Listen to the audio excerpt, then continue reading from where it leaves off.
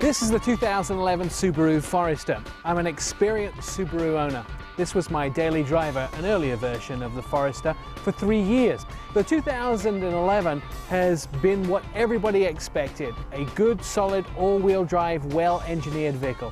The first year we saw the Forester was 1997, and coming around to the 2011, it's still very solid for a couple of reasons. Let's talk about this engine. 2.5 litre, 170 horsepower.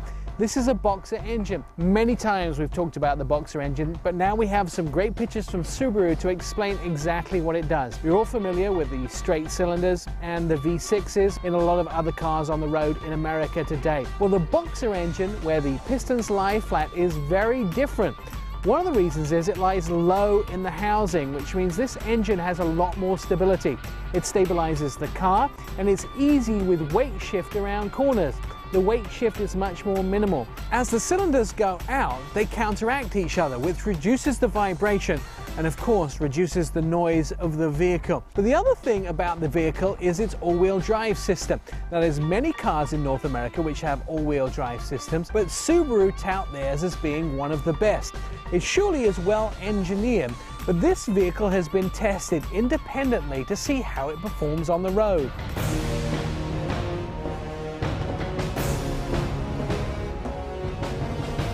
First of all, the ramp test. What they did is set up a ramp with rollers on it, so every wheel would have no opportunity to grip. And then they covered the right rear wheel, so this wheel would be the only one powering the vehicle. This very specific test is good to show how the vehicle is able to transfer its power to the right rear wheel. And they tested Nissan, Honda, Ford and Toyota on this ramp.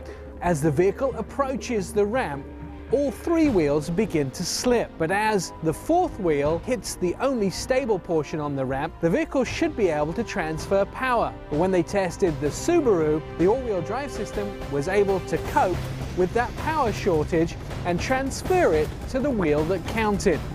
The Subaru makes it up the ramp. The second test of the all-wheel drive system was on a wet, curvy road with cones. This test is designed to see how the vehicle will cope on an unstable road surface and avoiding certain traffic items.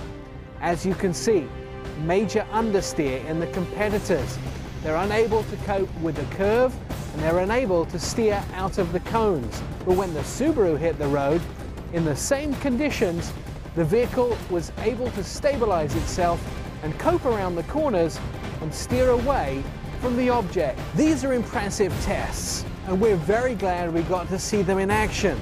The Subaru is easy to use, well designed, and has a lot of electronic extras.